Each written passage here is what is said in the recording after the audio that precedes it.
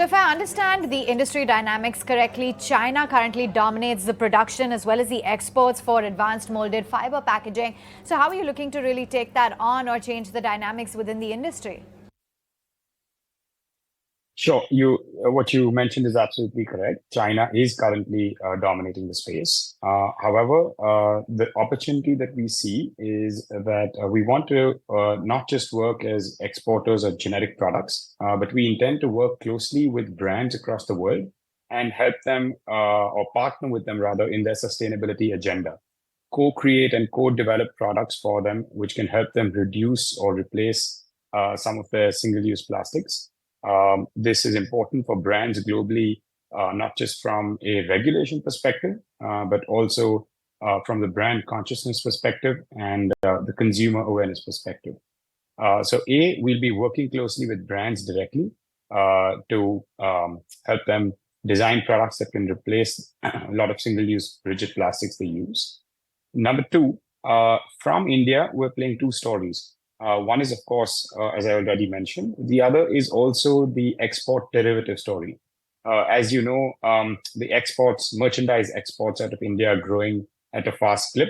And it's expected that sectors across pharmaceutical to electronics to cosmetics, there's likely to be a significant growth in exports. All these exports basically need some form of packaging. A lot of them have already been replaced with sustainable packaging. A lot of them will get replaced in the time to come. And we hope to be there for these brands when they look at localizing their packaging solutions. A lot of brands, a lot of electronic manufacturers, etc., even when they pack their products today, unfortunately land up importing a significant amount of their packaging material, which we hope we can provide them a local solution. So these products are manufactured with natural fibers, including the likes of bamboo and even waste paper. Are they fully recyclable and naturally compostable? And can you tell us how exactly you're sourcing these products? Yes. So the reason why molded fibers, we call it, or what's commonly known in India as bagasse products, is in many ways the holy grail of sustainable packaging at the moment, is because not only are these products fully recyclable, which effectively means I can put it back into a pulping unit and create another packaging product out of it, but it's also naturally compostable. A lot of the current products that we have are not naturally compostable. They require industrial environments to kind of compost.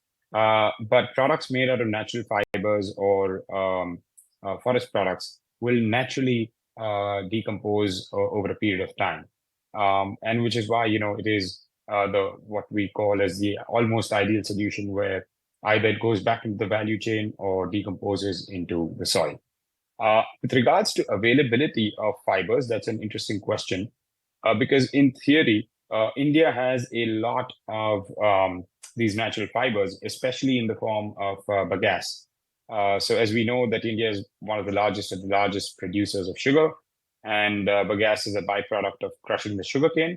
What we need is the intermediary capacity of actually converting that bagasse into bagasse pulp.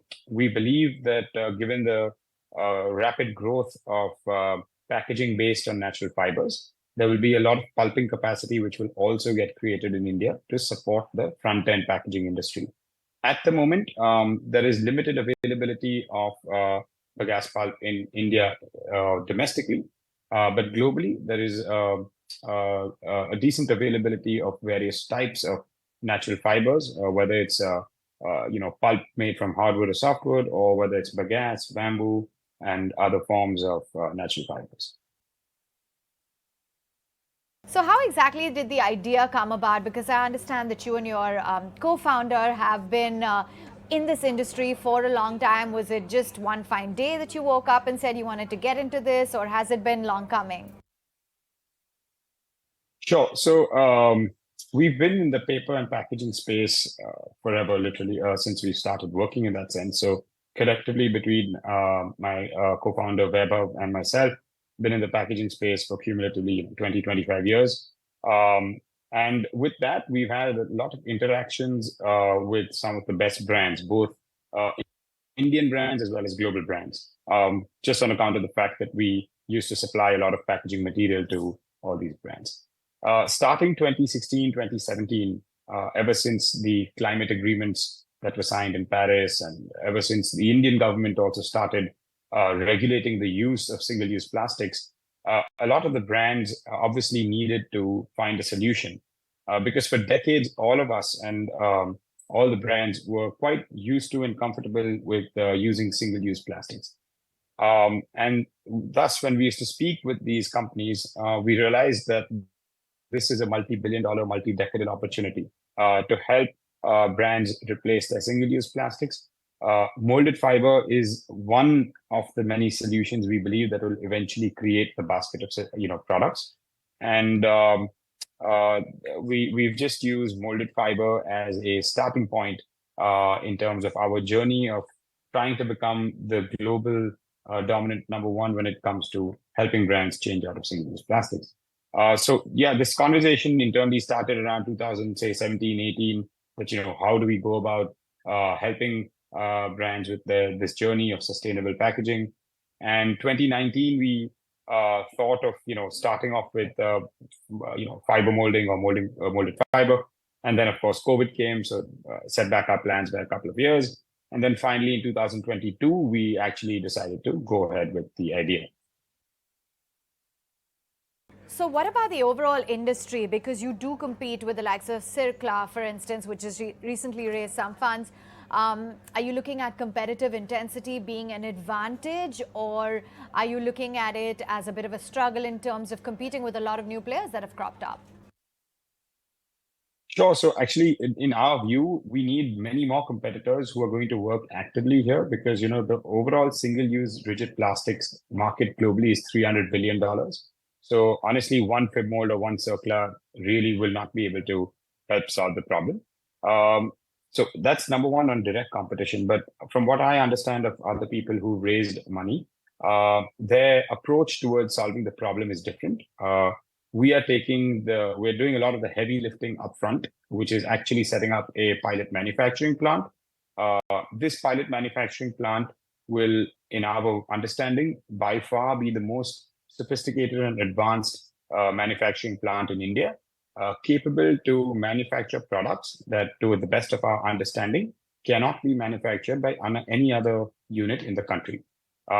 We can get into the technical details, but it might get a little too technical for the audience.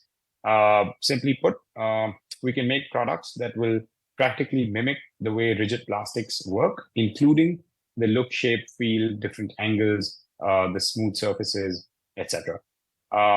So how are we different from other people who raise money is, we're doing a lot of the heavy lifting ourselves.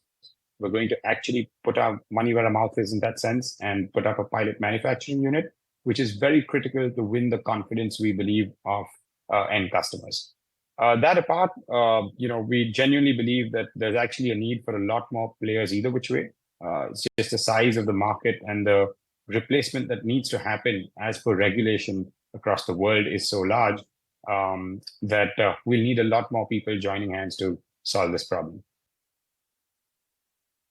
Well, on that note, Param, we'll let you go. Good to have you on board. Thanks so much for joining us on Startup Central.